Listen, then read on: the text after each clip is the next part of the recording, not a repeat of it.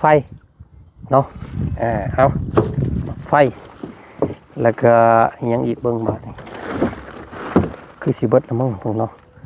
ต้นมะฮุ่งมะฮุ่งเตี้ยตัวนี้เจ้ามะฮุ่งสูงของเจ้านะมันขึ้นเอาบ่ฮอดเป็นยังคือหัวยุงหัวยองแท้นี่ฮะเป็นนี่ไดบ่สบายนอนบ่สบายแบกเข้าไป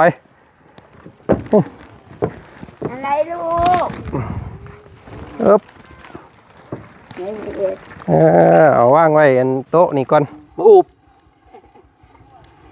เหี่ยวบัดแหละมากุ้งแล้วพี่น้องก็จะแม่เพิ่นยังว่าจะให้มาปลูกอีกนี่เนาะพอได้แลกเกลือเปียงนัวกินว่าซั่นพี่น้องเอ้ยเอามีแต่ขอบใจแม่เพิ่นเด้อเนาะพี่พนอมขอบคุณหลายๆขอให้ค้าขายมั่งมีสุขภาพก็ขอให้อยู่ดีมีแรงเงินคำหลักมาเทมาความสุขก็ขอให้ล้นใจความปลอดภัยก็ขอให้คุ้มอยู่ในสายขาเด้อไปมาก็ขอให้ปลอดภัยสุขกายสุขใจตลอดปีตลอดไปต่อจันกันให้กันเด้อ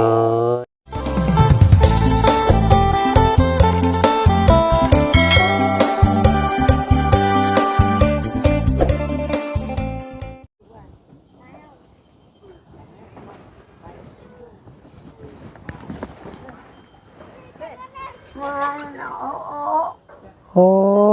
ยพี่น้องเนาะเพื่อชี้ย่องย้อยเขามาฮอดเพื่อนเล่านี่โมเมนต์ของง่ายพี่น้องเลยทางเนาะย่านปลาตายกับพ่อแห้งโอ้ยเนาะเปื้อนกับเปื้อนพี่น้องเลยทางเราเนาะเอากะบุกลงลุยน้ำเขามาฮอดจอดถึงบ้านเฮือนซ่านของสองแม่ลูกอีกแล้วมื้อนี้พี่น้องเลยเนาะอยู่เฮือนอยู่ซ่านพอดีพี่น้องเลยเนาะแดดร้อนๆตอนบ่าย2บ่าย3มื้อนี้พี่น้องเลยเนาะต้นไม้ต้นตอกโมเมนต์มันเอสโมเดย์บ่ได้บ่เนาะทางนี้เนาะเบิ่งก่อนพี่น้องเลยโตนี่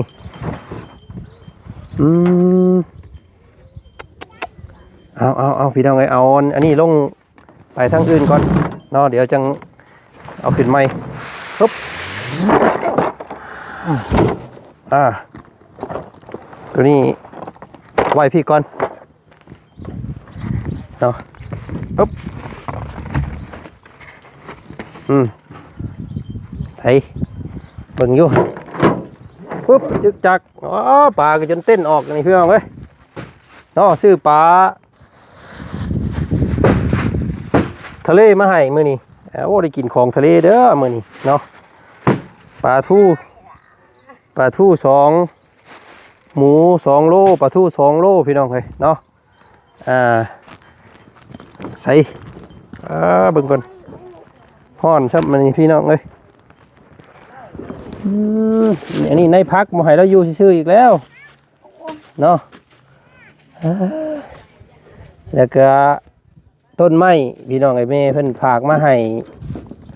ต้นนั้นหมักม่วงนี่เขียวขมิ้นเพิ่นว่าพี่น้องเนาะเนาะเอาปลูกไว้ชนห่มส้นเงามันเด้อแล้วก็ต้นยังอีกแม่เพิ่นเอาให้นี่พี่น้องนี่อันนี้ของสโลอันนี้ต้นนั้นว่าโมเมนต์ตัวนี้เหมือนของเจ้าตัวนี้ของเจ้าจักบ่หมากยังเจ้าวะสาวลำเพ็ญหมากเจ้าเอิ้นหมากยังบ้านเจ้าอันหมากละมุดเนาะแม่นบ่หมากละมุดสาลี่บ่เพิ่นเอิ้นพี่น้องหมากสาลี่ละมุดแม่เพิ่นว่าให้เจ้าปลูกเนาะเอาออกไปเลี้ยงเบิ่งต้นสาลี่พอกันเด้อยังอีกได้นี่อันนี้บ่ต้นหมากไผ่ตัวนี้แม่เพิ่นว่าพ่อไว้ให้น้องมันปีใหม่เพิ่นไว้กินหมากมันหมากไฟเนาะเอาหมากไฟแล้วก็ยังอีกเบิ่งบาด คือสิเบิดแล้วมั้งพวกเนาะต้นมะฮุ่งมะฮุ่งเตี้ยตัวนี้เจ้ามะฮุ่งสูงของเจ้านะมันขึ้นเอาบ่ฮอดเป็นยังคือหัวยุงหัวยองแท้นี่ฮะเป็นนี่ใด บ่สบายพา โอ้ กันนอน นอนบ่สบาย โดย พี่น้องไอ้หัวยุงกองตองอยู่ เนาะอากาศตอนร้อนๆพี่น้องไอ้นี่มะฮุ่งอันนี้มะฮุ่งเตี้ยเจ้าปลูกมะฮุ่งเป็นอยู่ดอกเนาะให้มันได้กินเด้อน้องปีใหม่ก็พิดถึงเพิ่นว่ะ ใส่อีกเบิ่งนี่หยังอีก โด เนาะ ยลูก แป๊บหนึงเด้อลูกเด้อแป๊บหนึงเด้อคือสิเบิดอะมั่งต้นใหม่นี่เบิ่งอ่านเบิ่งนำเลยพี่น้องเอ้ยเพราะว่า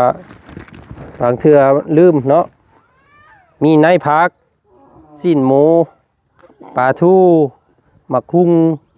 หมักม่วงหมักไผ่หมัก สิริ เชอรี่เนาะคือสิเบิดแล้วเบิ่งคักแหละเนาะหมากไผ่หมากเงาะเบิ่งอันนี้เบิ่งก่อนพี่น้องไปแบกเข้าไป อะไรลูก อึ๊บ ไม่มีเอ็ด เอาว่างไว้อันโต๊ะนี่ก่อนเนาะเอามาเบิ่งก่อนมันครบอยู่บ่พอซื้อมา2เจ้ามื้อนี้นี่เนาะบ่ให้เราอยู่ซื่อๆอีกแล้วพี่น้องเอ้ยเรากำลังอันมีแห้งแน่ เอาเข้าไปรถนี่อันสาวน้ำเพ็ญแนวกินแนวอยาก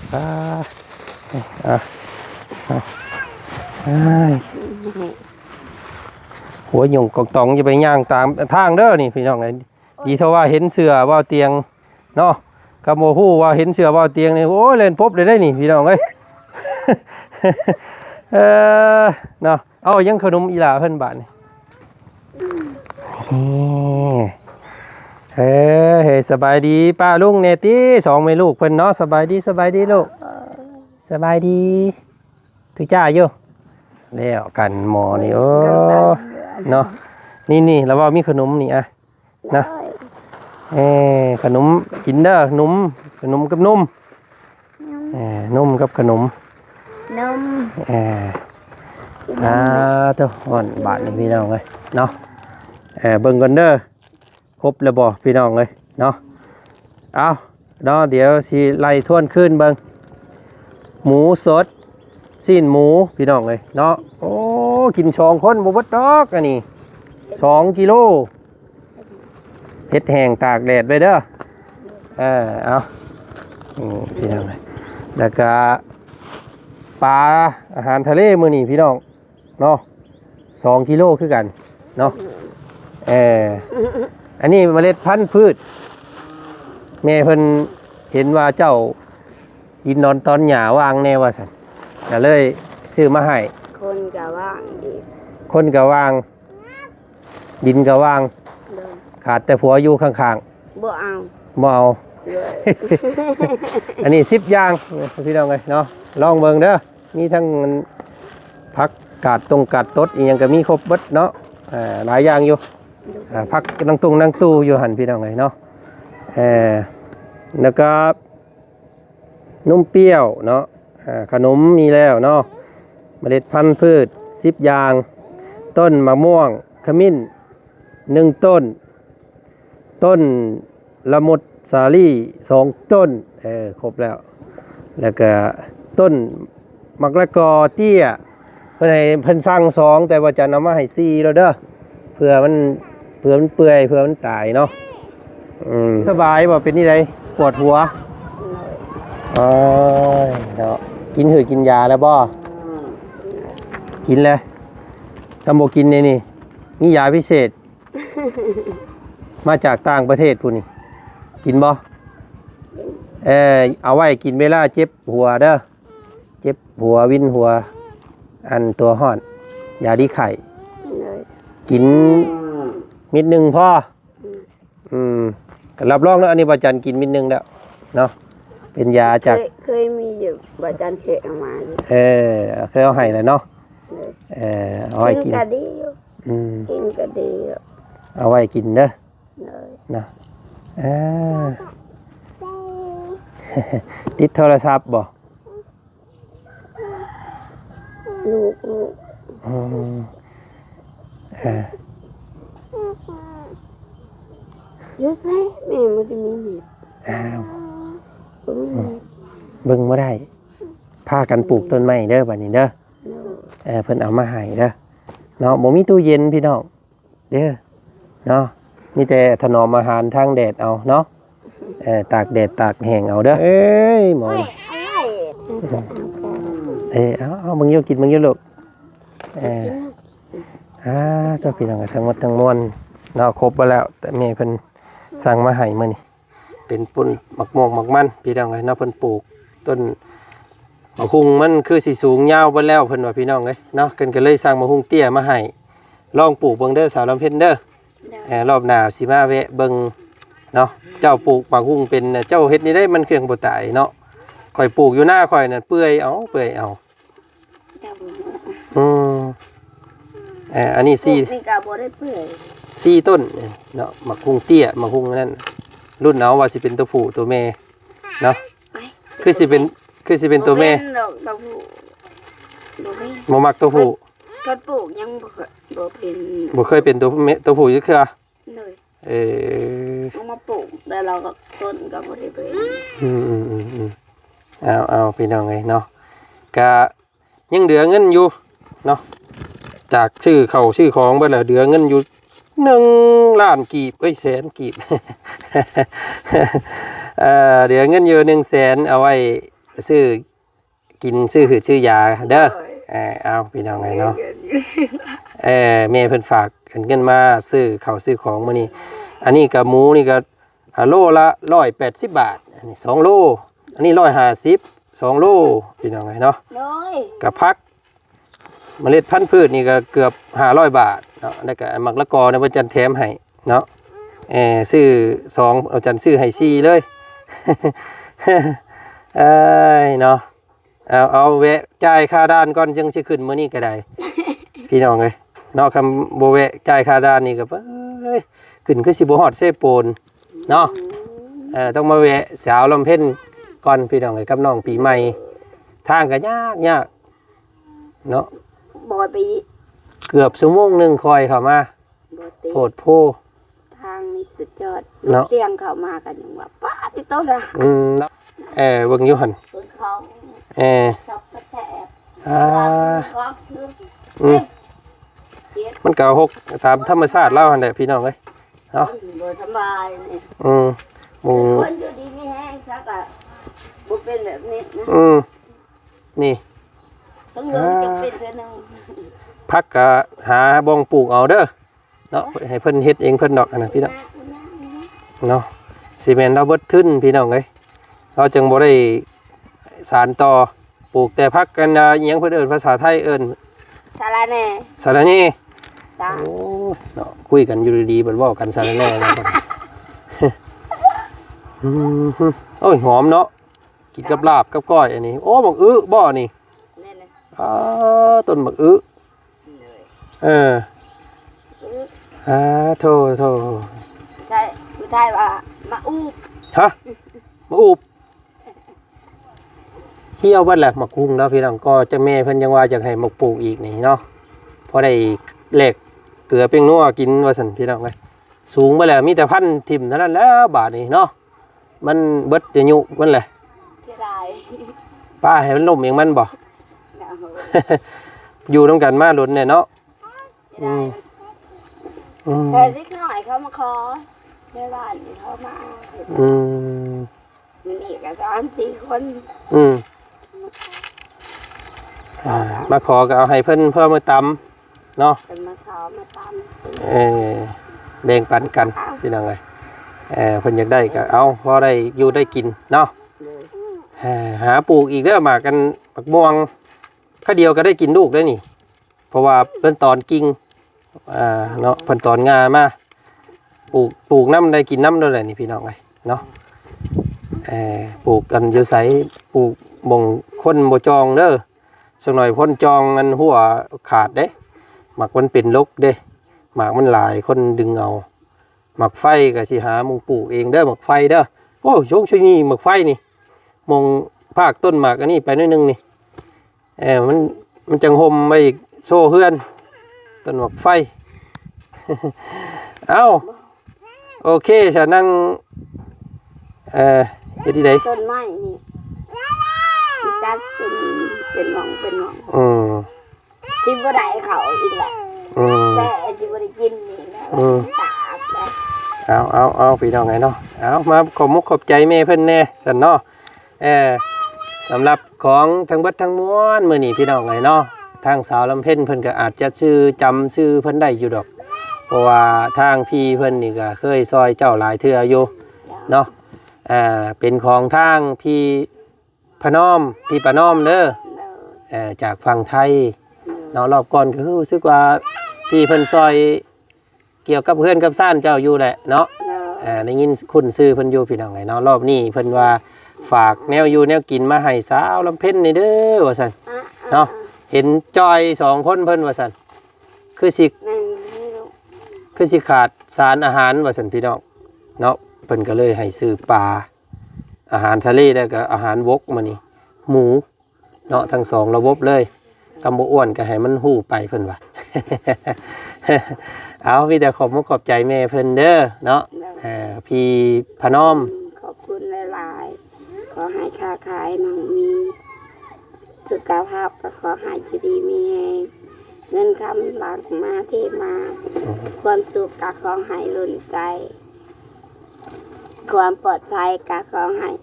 คุ้มอยู่ในสายขาเด้อไปมาก็ขอให้ปลอดภัยสุขกายสุขใจตลอดปีตลอดไปต่อจันกันให้กันเด้อเอาไปเอาไงเนาะยินดีเด้อเนาะคำขึ้นไปกายไปโลดก็คือว่าบ่คักบ่แน่พี่น้องต้องแวะมาหาเพิ่นเนาะบ่มีหยังให้ต้อนก็ยาดอกว่าซั่นก็ได้แวะว่าซั่นพี่น้องเอ้ยรอบนี้ก็โอ้ยเต็มไม้เต็มมือรอบนี้เนาะ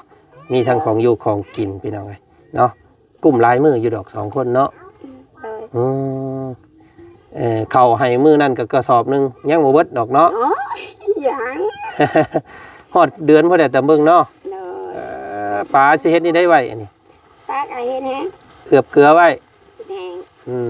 เป็นยากนะมันเป็นดังไฟขึ้นย่างเนาะโอ้ยแดดฮ้อนคือของมื้อนี่โอ้ยพี่น้องเอ้ยแซ่นี่ครึ่งเอาเนาะเป็นอาหารแต่ก่อนก็เคยซื้อมาอยู่ปิ้งเลยตำให้ลูกกินแซ่บเด้เนาะคุกใส่ข้าวไว้โอ้แซ่บพี่น้องเนาะสิ้นหมูนี่แหละสิ้นหมูก็เฮ็ดหั่นแห้งไว้คือกันเด้อบ่มีตู้เย็นมันก็ลำบากแน่นิดนึงเนาะ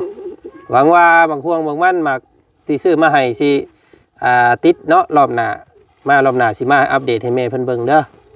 รอบนี้ไปป้าได้เด้อบาดนี้เนาะเอาพี่น้องกันเนาะเนาะไปมาสุขดีเอาลูกไปป้าแล้วลูกเด้อสบายดีบ๊ายบายอยู่บ๊ายบายอยู่ลูกเลี้ยวกันเป็นคนไอผู้ไอคนไปเลยผู้นี้พี่น้องเลยเนาะโอ้ยเข่าโรงเรียนเด้อสักหน่อยเด้ออยู่ใส่โรงเรียนใกล้อยู่ใกล้ยางออกนี่บ่น้อยนึงเนาะไก่เติบได้สำหรับเด็กน้อยหันพี่น้องเลยเนาะเอายังขึ้นรถคือเก่าก่อนบาทนี่พี่น้องเลยผู้แหละบาทนี่เดินทางไปบ้านตะโลเพิ่นผู้แหละพี่น้องเนาะพบเจอกันอีกแล้วกันเด้อเนาะไปป้าก่อนเนาะทั้งเชโปนผู้แหละบาทนี่พี่น้องเลยเนาะต้นไม้ยังอยู่เอาอันเกลือยันว่าหมูมีเกลือเอือบอันปลานี่เกลือ3 ถุงเป็นของพ่อจอนกับเอื้อยเพชรอันนี้พี่น้องเพิ่นพาไว้เอาไปเนาะเดินทางก่อนวันจันทร์ก็ได้วันนี้พี่น้องเลยเอานี่ขึ้นก่อนเนาะปุ๊บอันนี้ประตูเนาะประตูของตลกเพิ่นปุ๊บนี่ปุ๊บ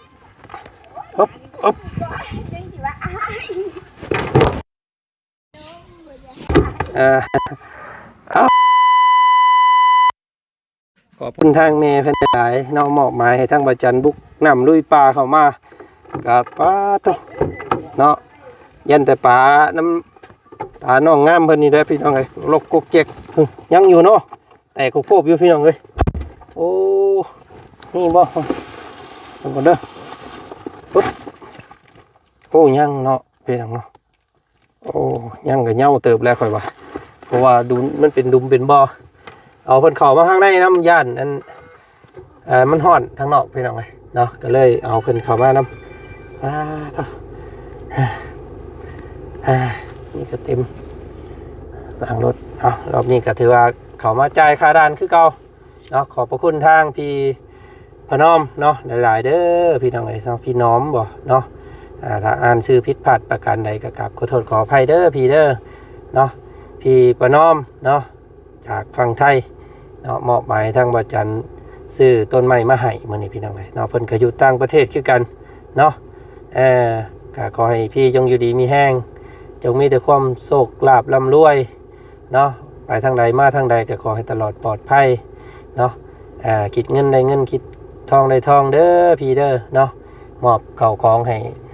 ทางครอบครัวของสาวลำเพ็ญมื้อนี้ก็ขอให้เป็นหมากเป็นผลเนาะทางนี้ก็ได้ฉันได้กินตลอดชั่วลูกว่าฉันสมักไฟหมักม่วงหมักซาลี่พี่น้องแล้วก็หมักอันอย่างหมักกุ้งมื้อนี้พี่น้องเนาะก็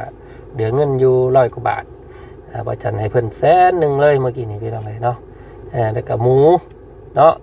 แล้วก็ปลาพี่น้องเลยขนมนมเนยเนาะก็อิ่มน้ำสำราญพี่น้องเลยเนาะเป็นเคสที่สุดการช่วยเหลือยาวนานควบคู่กับช่องของพวกเราเลยก็ว่าได้เนาะเอาไปก่อนคลิปนี้พี่น้องสบายดีเด้อเบิดสุขุสุคนเจอกันไหมเนาะไปพี่น้องเนาะ